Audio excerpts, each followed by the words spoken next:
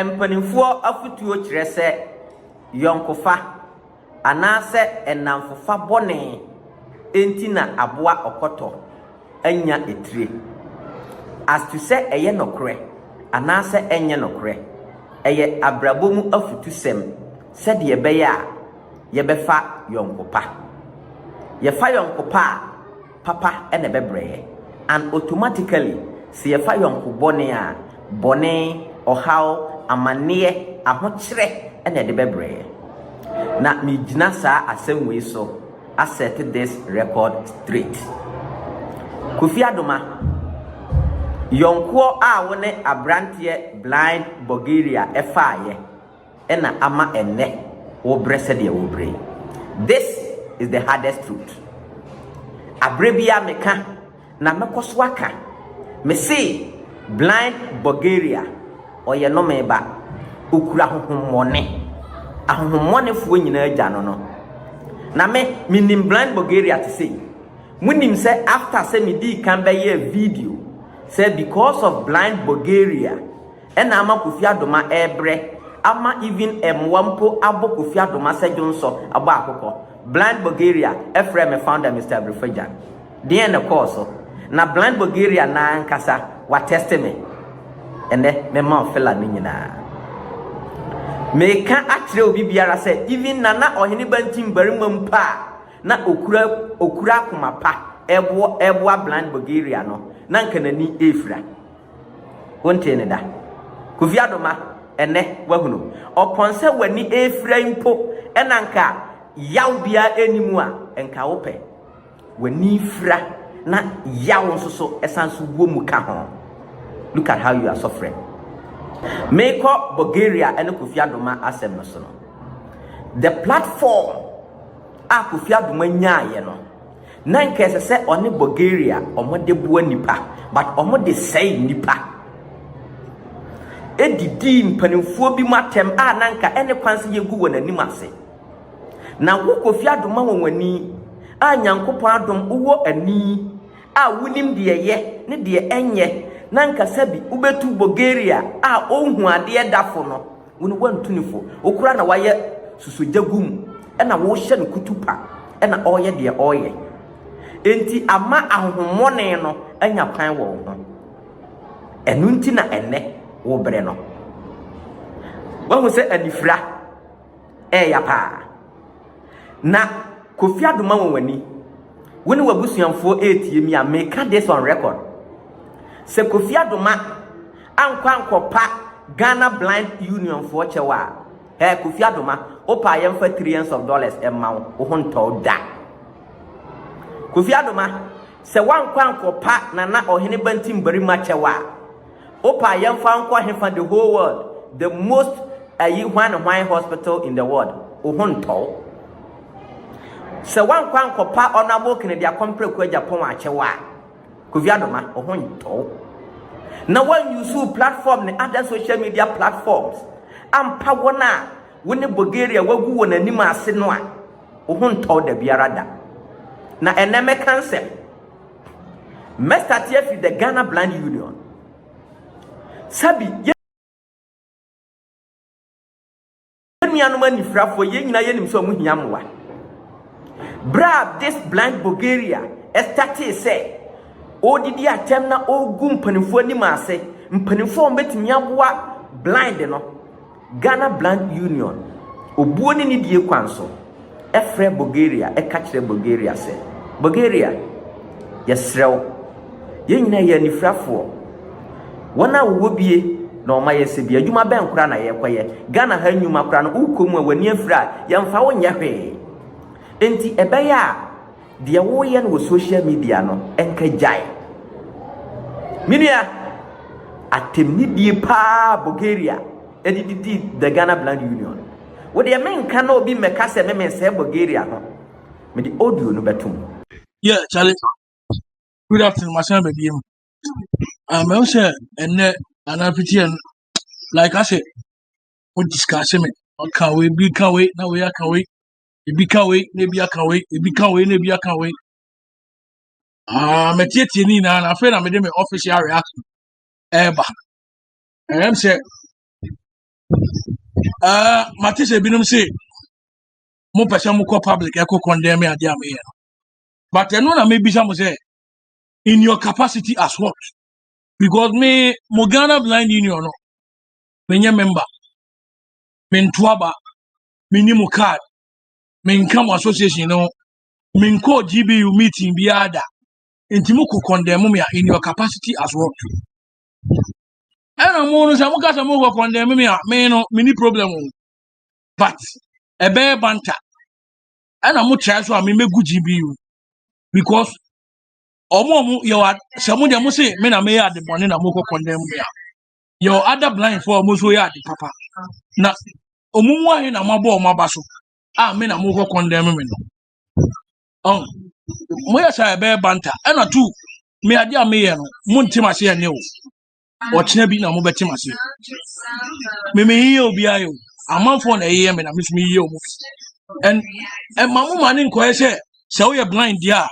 Somebody can insult you, you can't insult the person because obi anyone or license say ono be you but who dey want me yen so obi here on there e say on suit me yen and I me catch am ade ba politics na here no emra blacks or more America no mo person omunya equal right and justice no they fact some problem where no mo pass it through ye the money ye you say like they went through a lot. But black ethiopia be president in America. Some almost say mo GBU. Na some mo smarter. Mo smarter. And come bet me use me. E dia ye niam bebre because you see am ye den am me system. Me dino. And you can use me for a lot of public education in niam bebre. But what you and am ye debate. And na we see yango condemn no. We see yenye ni say na bi mu didi matem and na fan ekosi. Nyobia bia no any movement o. Me no I will not sit there. Say abai bi mema medjuma. Kamejimi. Me phone ebema medjuma yi. My phone will give me money and food to eat. I will not wait for any government to come and employ me. I will eat from my phone. And that is what I'm doing. Social media is a big business. What you are? Men found some show them if you must be innovative. And that is what I'm doing. E di mo amoti ona mo ko na yenko ni say mo de mo ya mesre. Mo ko condemn me den na mo ko ka. Say na Bulgaria na Odio. Na me first person me di obi atem. Say mo ko condemn dia mo ko condemn general. Say politics of insult enye. Ba ko condemn say ebia Bulgaria na say diodu na say na say come out be fire mo back can be go situation come nyamu ya na emesre my din na me share that tiem but me say mo anu mo nya smart so mo nya clever why ti mo nya smart why me da masi nyamu kan je mate ba chale nyobia ye bia ya no ani movement o me lumba no my friend ye nti obi na em national anthem se nya me and me believe say right and obia be kan bia me nti why and the kasa di amanfo say your democratic dispensation nti me I believe in criticism say bia o ya de bia obi feel say or no feel say na o ya ni right or no so betumi aka wan say but say me metie de me choice what is it me choice and obi are entitled to opinion and I mean obi are on one adakema na obi are on one I don't care I don't give a damn nti me nya wo na over time na say bia obi here na de na feel so be kan was man in their wow choice but I mean I don't think say anybody can advise me better than myself. To me, nyamuka kanidi me yenti obia why yen fit so. Ghana for semu nyina mate. For Ghana for Blind Union sabi. Omunim say omunibi. Na Bulgaria nka wanya opportunity anka obetnya use platforms advocate for this blind. Because of their own obedience, will say the other blinds. Into when Pononya Sika or Babwa Sabian money frafui. ombeka se de Bulgaria ye bonua ye fo no sana ye nuan manifrafo nso so tie. And you Kofi Adoma, you are aware because at certain point they approach you when tie Kofi Adoma who feel said then time na sika no eba. And you have some people who feel so omodi omo ye den kra no mo ate wase awie wahu enne wawie wahu enne wawie hu se wani aframa wo so ahunu yaw no bi wahu Kofi Adoma hu se enne wo sresre ehiamwa nso emwa ne ma se wahu mesi Bulgaria wone no di bone no ehun sunzonso na wunya no no Bulgaria no da fontimo ono na ni afira na system na say ni bibia nya adwuma apart from na no de kasa ni bibia nya adwuma ene wahunu wawie ye Kofi Adoma. We should speak the truth. Some of us are your platform no yemfa mo nipa yemfa nwene nipa ho and make an authority. Kofi Adoma wonwani platform otiye aya se ogigi sika de aboa amanfo oya amanfo interview de promote amanfo oboa eyalo me we are for Ken worldwide ye classical example mumisa ye founder Mr. Brefajan Christian Brian we are for Ken worldwide and ye founder Mr. Brefajan Christian approach Kofi Adoma wonwani and o ka kire ne se opese oni Kofi Adoma wonwani e grant interview on Kofi TV. And now Kofi TV sika obedini bia wo kan chairman si obetua Kofi Adoma wani hu se eye Kennedy Agyapong na ye bedi Kennedy Agyapong ho adanse ye Kofi Adoma ka kire chairman Brefajan se ono de on fan platform maye nkansem pamfa Kennedy Agyapong ho da Kofi Adoma wani wakunu wawie ye ene nka Kennedy Agyapong ho antimi hwew. But wapim money new nipa bonny out of social media. I'll speak the truth. Nobody should see say Kofi Adoma no hoya mobo. Me say ne ho nya mobo per the evidences that I have. Kofi Adoma say me boa omra bonti no me challenge. Me found that Mr. Brefajan Christian.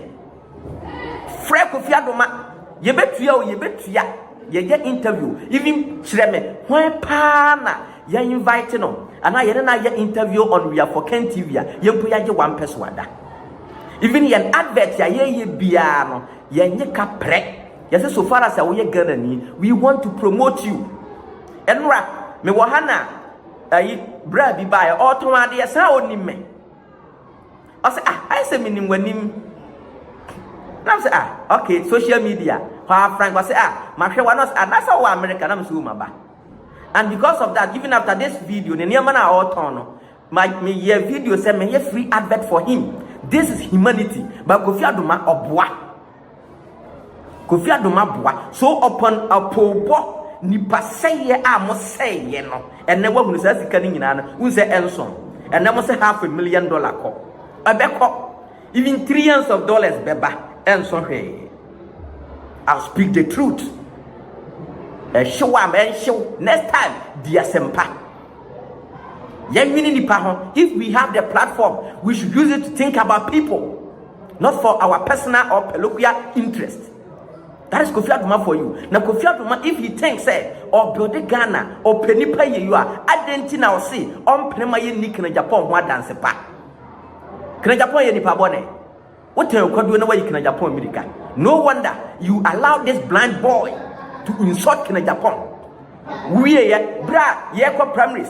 This Kofi Adoma and they introduce you blind boy to Dr. Mahamadu Bawumia.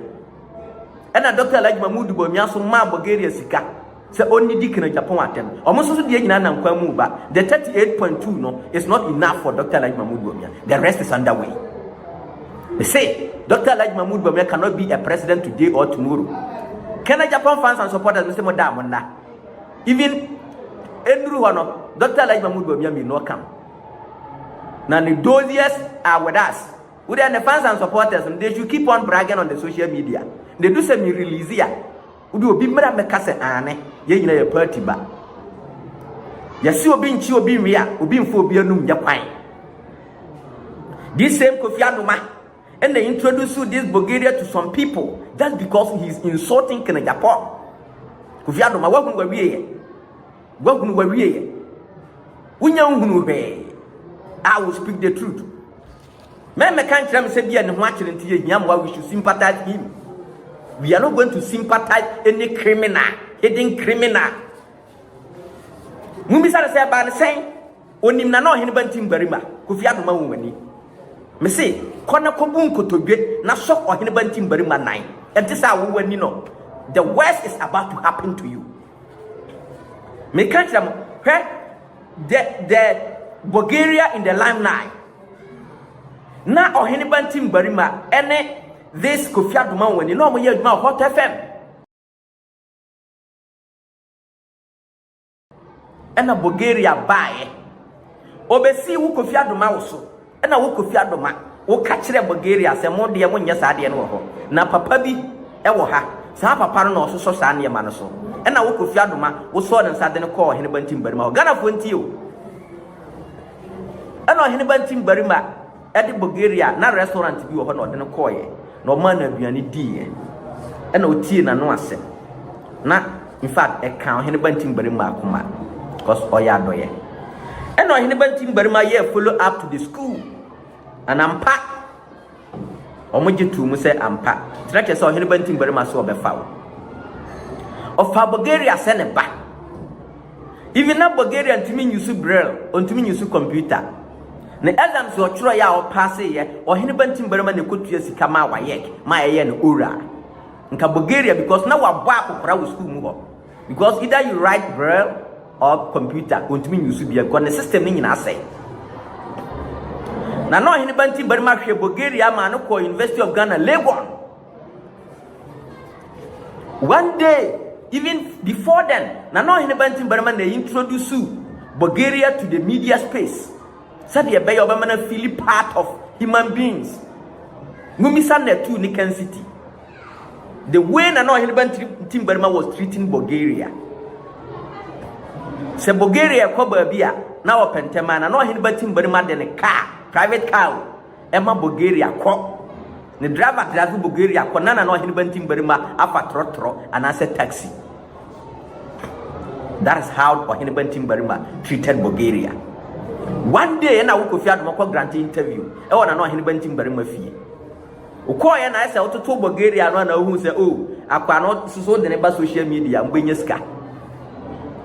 Ena odene ba social media ena mo stress sika na nka wo Kofi Adoma wonwani se nka wonni munyansan pa enka wo be mana free na no hene bantim barima na anase na hene bantim barima enhwe abofra no poya kesa ka kyen se ne kwanso onya na Cecilia ba bembo but auto platforms na odidi na no hene bantim barima atem na hene bantim barima nka hwe ene wagunu wawie Kofi Adoma wagunu wawie na nka wo ne na no hene bantim barima and can the Bulgaria po you have to stop him.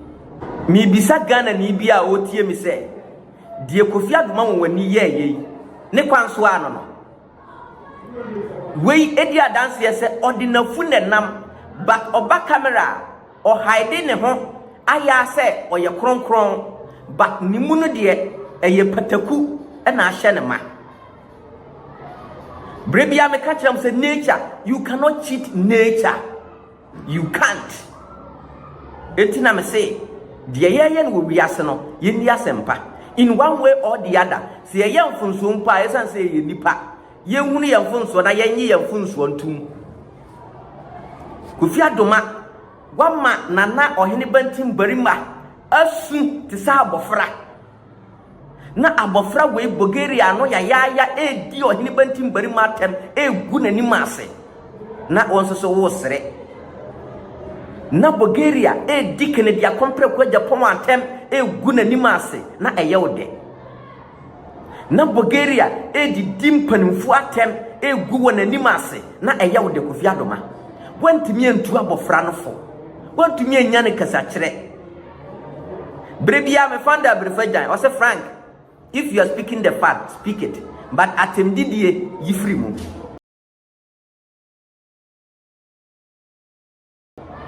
Enti na minni atem no se me kasa kura na se ma no pa o be na mo afreme o be Frank wano apa no be si okay dia be patch no ma patch o dia na ya tumi for next time men kasa bio sabati ase the way Bulgaria na otie no na ohiamwa ananka Ghana fo bebre ayese won beboa no enti nkasa ahonwone kura na etini mu no nanka Ghana fo wona wokura honhompa betimi abo ayisa ahonwone na firi ni mu abana beye ni papa nanka wasevo as example and beacon to the Ghana Blind Union nanka even wababa ya historic say yenya anifra ni bia ne system nyina say apart from na no de kasa no no na timi be pave way for the blind people in Ghana and the world nko ya icon kasenka nam country to country a preaching advocate for disabilities and the blind people. This is how Kofi Adoma, we should have used the guy,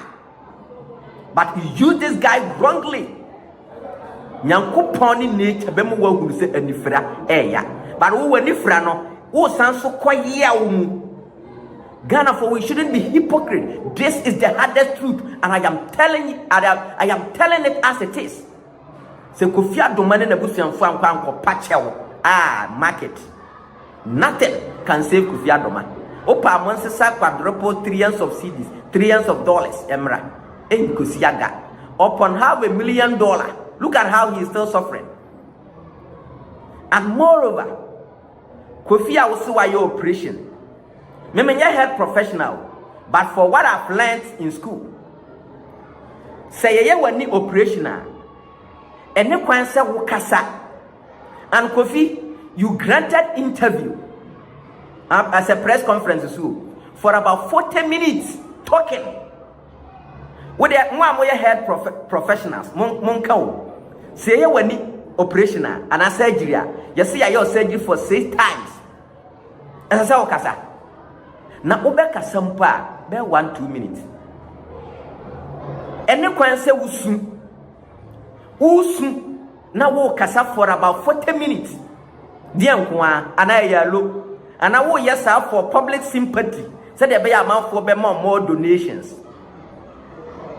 Who advised you that? Said Brabe granted that press conference. And I'm here, Sika. Me for that press conference, I know, say, he just want to come out. Said there be a Ghana for be sympathize with him. Na Sikana Koswaya then a flu. Even those people who no contribute to Sikama. Look at the way I know Siaye. And frankly speaking, I was very disappointed in Kofi Adoma's wife. The way she spoke, it was very bad. And you are creating more enemies for yourself. If you have enough money to cater for your husband, why do you create GoFundMe? Because at the time I created GoFundMe, immediately guess how may cancel. If you have money to cater for your husband, and then still other donation from other people, we should be very circumspect of yourself. The problem has come. You people have caused the same problem, but you are blaming it to the people when they are innocent. No man na edi mwachini sasana edi mwachino. Do you think you can survive? Me, I will tell you the truth. I will tell you as it is. Opa but ochinabi what the member bebrebe. After my first interview, Obi Frost Frank. Metina se gene nsem na wo kan ye no ba hu se ampa no correct. No ankasa. He is a testimony to the way and manner na ohene bantim barima efa so treaty ayi Bulgaria, and the nature is punishing Kofi Adoma won. Yes. Eti Kofi sa wo ya surgery a ene kwan se wo kasa. Me a little science in SSO and GHS. Though that is the core science. I know these things. And if you nyansa yankasa, if you know be kasakra na, just a few, and then yet the yensu. What they ubesu akasa. Unyesika, come out and say unyesika. na Ghana kura kwaje besia Ghana kura ho kire kwaje besia na wo na ho achiro na wo pe besia eye news enye news enti Ghana for me de I will tell you the truth and Bulgaria so ye bema omra bonte mumisa no ahemache 4 o'clock no friend me found Mr. Brefejan Christian ofre no pacho me ona wa testament we did you as a fracat as a me ye kwasia bi Bulgaria test message is rewo but the who here me o test me best 3000 test me ana me zi me friend no na wa tell so do pick me call na nchura ya Bulgaria nchura ya me nkwana mitimi kan wo ntimi nkan ana me fanchira Christ of Nazareth me see me in Bulgaria me nene communicate anytime any day me hate na wo the video ya mayi wo do be ho be freme because me go business no and me mpene say e ma no use ne honhom money no em fan say amanfo ma it will never happen. It will never happen. Baby, I'm a say Kennedy Agyapong Kweku Agyapong yamfane ni agro. And no man born of a woman can bring Kennedy Agyapong down. Enti Kofi Adoma wani when in Bulgaria agenda na mo fire no. And we see for all these things that you did. We say also so o kasa no. We say amanfo edi wa atem. We say ya we ya. Kai amanfo a when in Bulgaria gu wona ni ma se edi wa na atem. Bra Bulgaria edi wa na atem na sembe na o kan ye. Unse na de ye di wa to unse eya. So unse eya. Ghana Blind Union for a super watcher Kofi Adoma. Use your platform to advocate for them. What's that? What tea? Mama Bulgaria. Someone can say muti audio ni bi. Na ahomaso na nsem kese ya Bulgaria eka. Because he has the platform, he has the politicians. And sikabi ohia bia no, the politicians will give to him. Blind for no, omo na omo ni obia. But then politicians na Kofi Adoma wani da won so office omo wo sika no. When the 1,000 kuraba, obi amfa kapremba. This is the natural justice. This is the natural justice I always say. From Entiwadao, minua. Me se what you ase di asempa. Na when ni asempa, say ya na beyo. And me minim nokure na me hu nokure na oba meka na said ye. Opa disagree with me. Una also ye Kofi Adoma adamfo. Una also ye Kofi Adoma hwan. Nokure na me ka kire ono. Se ma Kofi Adoma ankwa nkopa chewa mo pa mo mfa nko he onti apoda ahokire no kura fe na ebe ye west se ko Dubai di enim senke no ano no senke enim se no ano no ba de na asi afempo na escalate more ana ahomone no so asanso akan e ma wa asanso de agufu ekeka nsem e hia manfo agufu ana manfo nso so asoso camera na omo so gu anim azeka ho. The next time Ubabi on a platform, you use it to advocate for the development of people. That's why I always say we are for Net2 TV. We are there for every human being. Who are obedient no krenam ye wo for nipa doesn't mean say use the leniency to do anything at enye. O de ye o ya de ye ma o kwan na o ya de a enya ye ba beka. We will fire you, we will blast you. Enti me frankada na me wo hoyi se me ya de na enya o de ka me no problem se de me criticize no me nso so no me pesa am for criticize me so that I also be on my toes and do the right thing because ye pagana yi yo won se ye nyina ye hia sika o ni me hia sika se no I'm telling you basika amenya ebe ma me nua bi ho a kire ne de age se bia me nim. As I said, me use the knowledge that I have, the opportunity that I have to help people around me positively. But not that I am using it to extort money, to make people around me suffer. So upon all these things that you did, any sikaho do, and so no, the Bulgaria called Dr. Elijah Mahamadu Bawumia ho. Na wani fra ye nti Dr. Elijah Mahamadu Bawumia onte ye. Ana na wankasa wonko ho. Why you ho takra wodjam? Ene nam politicians to politicians. I saw pe wanasem. They've all seen you and they all know you say you are a game boy. Ene afena wusu se ane ena hwana. Adwen se ye besen aye ne yasan akọ obio. Afi de abra ye betu kwan ba akọ I think says obi hu ye o sesen yo. Ena ebi mo sha ase atwerɛtwerɛ ye se yabomituo ya ye sei.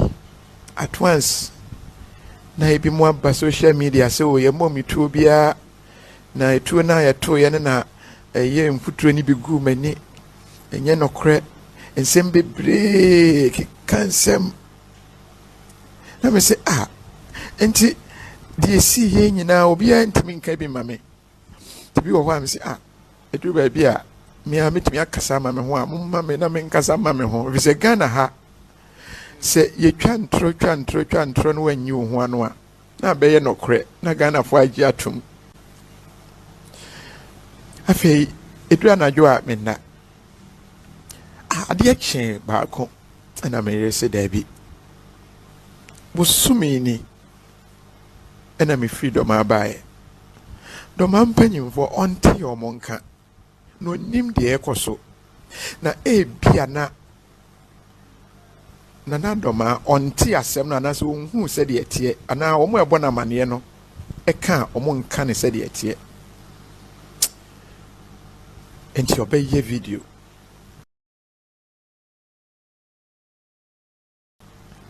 na enokra no o ye no de atwe adwen asidie omanfo keka ene ensem a ebi mo ma na akwakoye se eya agudie bi fi se ona ne me da sore Abraham abọ kwatre kwada ho a me nhwehwe no me ne ho ne nim de mi kom enti obeye video Ghana for sign ba abontin so enye nokre yamfetu bi a momanim afei e wo ho na Dr. Kweku Annan ba ye what is Vincent abebo na mane ye video bi wo ho oba behwe me na opese o hwe video no ye video no wantimi anhwe ena o stress mana na nkasa bio na onfa video no emma no na omunkonko yi o TV so na Ghana fo nyina hu se de ade no ati ankasa na eba ne saa wo hu in fact na abobbo figures estimate over $400,000 past 500 sabre na estimate na edi kan aba just a million Ghana cedis so Ghanaians should sit there they should drink water in chillers enye sika ketwa enti and they should stop making noise. Se okobo video na ombetimi de number bi atudwa na me wa adofo ni bi etimi ayemwa na me na che da bi o di video no bema na mom si ekosire sika e wo TV so na radio so de se na japade e wo nyina na obeton kra na odi ahwemia obeye na mom si ekosire sika pa de ompene na Dr. Kweku Annan say yo wati anadwo no me da ho me kai so ye call efre ye Sadiq sports Obama morning show host say osre no wati so na bebo video no mo nsre sika bia na ye be di ebetimi so betimi akita ayo will you wait you are shaking no enti omokobo video no omokobo video no afi de Ghana for hu video no asem no sa say na tie ni nyina mo mekai se asem isi ye opani ba ko ba ha no say oneye committee chairman ma afahye na ono ankasa na ne ho mfa no na afahye na asekura no the pressure cost through mani minihwe nti ono ankasa ba nkran a ohwe ne ho yade na Linda bona amane se asem no sei net enti ono nso ba se oba behwe na ohu de asi na watumi akobo amane se na che se sila no obi anka ho hwe no nana na me phone no na mentimi se facial recognition kura nhu manim woni me password no bona fresh mama hene efise kwa meko nyina menene di nkomo saa nti Saturday na wanhu me wo ho no at least e bia wate nti me kai me refre no eno wo se nana suma man hene o ma di ho yawo efise wo de ye ne wo te se busua menim se wo ne me kunu eya yonkofo kra ansa na wo akodi hene enti anka asemi yesi wo de yemfa ne se ensi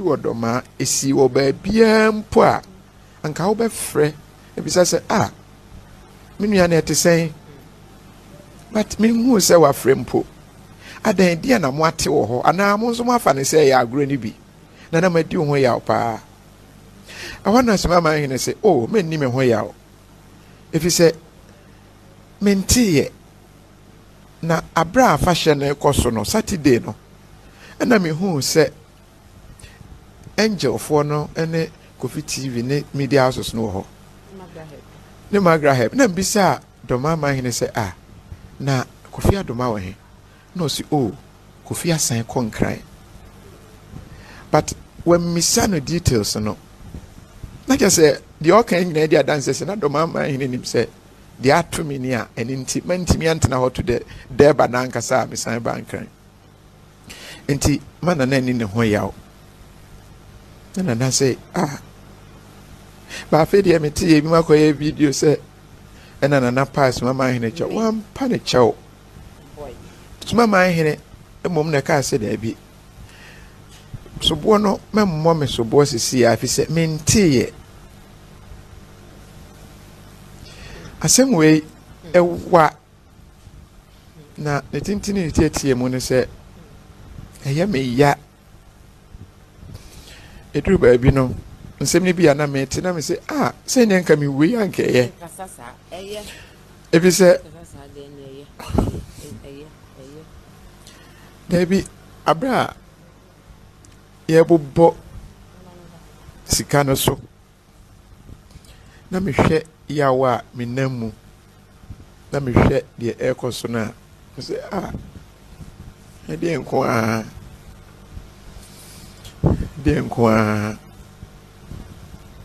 but na we kan chere ho an ma kan chere se adi we de if you say entia eso mani be nkumi ekoma dwen mu na eho aka in fact operations are omo aye ensia operations mako so na ba ku kra scan ne de I say the akaide gisi eja na wo musa na ordinance fi se ba bi e wo no ye ka se yi a wanhwe a ebe wie no na asian kofa ha ofoforo e de aba but eni no eye intelligence e betumi a heal with time nti enya no wo mu kakra na ye nhwe ye tutu ho kwan ya ye de betumi bia nti na ye me de se nananom nyina ba minim se die si mu begu so nsa fise mentiasie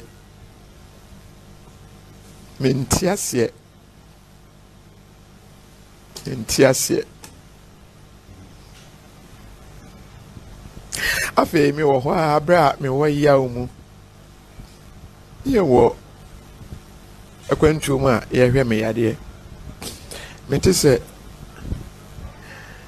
nipa miensa ne yekoe de otoso miensa no bo video bi na meti se obi kasa meti ne na me se enye mi CEO Vincent ne kasa yi na afedie okasa ya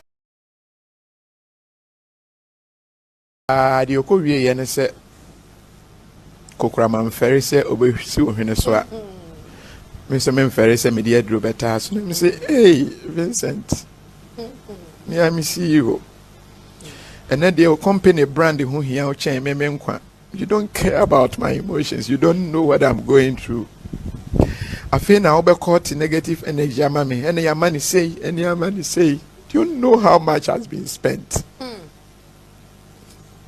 ti bobo figures na figure na fo adwen afi how not te ne yawa me namu no mu na be video back wa bro ka so be ya na me say na kana fo be ka so be say video ye one mo so mpo se obi mre ni sika oye video ni wie ye na ya abrefo ba fie ha ohun se the situation ne tie o se a meye calls bi ahwe na onko a untimi mfasa aka we sa Dr. Kweku Otiamboa but still I can't anymore no so and no year calls ni bia fro ni Ibrahim Mahama Otia no say Kofi Debbie meye enumu eno me line so oni me yire kasae no say na bresi ye no na munya plane man aden na one frame who frame me asenka me private jet be ko doma akwa na bankan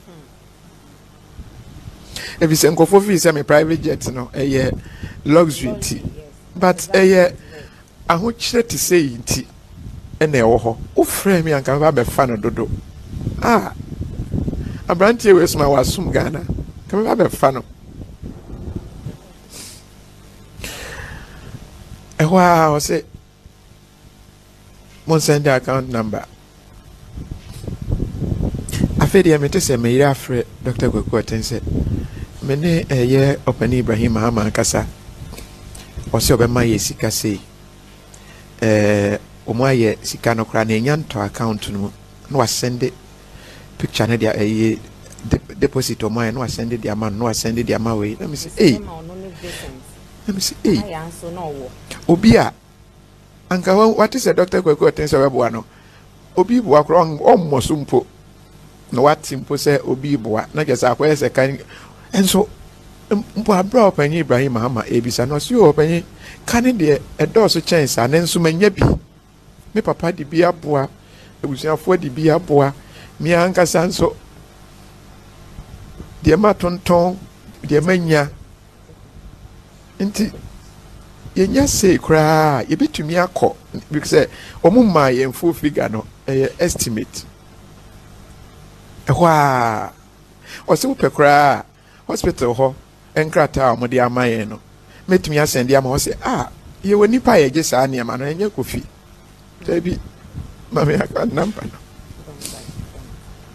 afedi mi TV Vincent interview na efri sa asemi si ye kra be pemene me hu krata bia mpo minwa obetena ho na de ade kyerɛ wo ni phone so nti sɛ wo pɛsɛ wo nya copy sa o kyerɛ estimate no just ka sɛ nana me ko doctor ho me hian krata no sɛ be ya but no me how mu nti na me bisa sɛ enti me wuya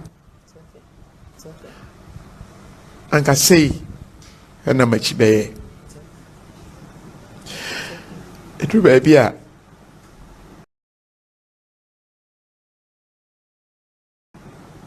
Cecilia Bompire saying, "Maybe man suboni ato ya brabum." Na apa njensi a enye a etwa ye ho ahia nyina so ne ye ho says, "San njensi we sana da so keke." Emawu hu. Ensem se de me kan me nkane nyina efise ye be ko yenim. Me kwati a osi na the entire America say me who say obi a go fund me magra help ofia onim ka na ebo ko ha na oba ha te hwe the video na o ye na wa mo obi a ma ne ono a na ye na de se na dofo ene ebi a nipa wo mo dome ebetumi aboa enye na na ne ka so onye enti so so obi aya oni na na wo sa o frɛ ne di nkomo anka betumi a friend nana ma who go find me na every day na wa kyerem Me kai se maga video ye enam ofi hansem a wote Dr. Kweku Annan ba ye na mani ode be boy na mabusuafo ebisa se na den na angel fo aye no se o na me ire kan kire mo se o Dr. Kweku Annan ya de oba ye mpo no wa ye se domahema onim no pa nti obefre no onne ya damfofo nti onne be di nkomo na o ma hwe de o betumi aye de afa ho na efiri ho no ofre na ba ko bo na mani efiri ho ofre na onya no enti me kai se ekoba se enye nkomo nyina na ede to bedwam nanso pani na frɛ ye se o enye nkomo nyina na o se o da bi nye se bia but na ebi kasa ase wonya hwe na o kyerɛ se da bi empo ba ye no wo ye se a asem we de ese ekodoma hene ho enu echi ese ekoye police case no kure akwa police case pepemene di owu ye ne de ya chi suspect ya ye hu ne de ye phobia ho otin o won kwama ye hu di wawu Ghana na ya I will never wish this on my worst enemy.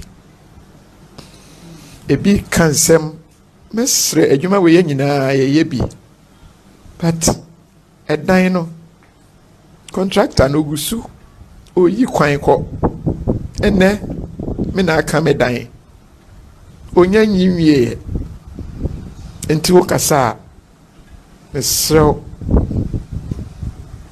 no ahwe ye. Thanks for watching. Like and share the video. You can also drop your comment. Please don't forget to subscribe. Click on the bell to turn on the notification.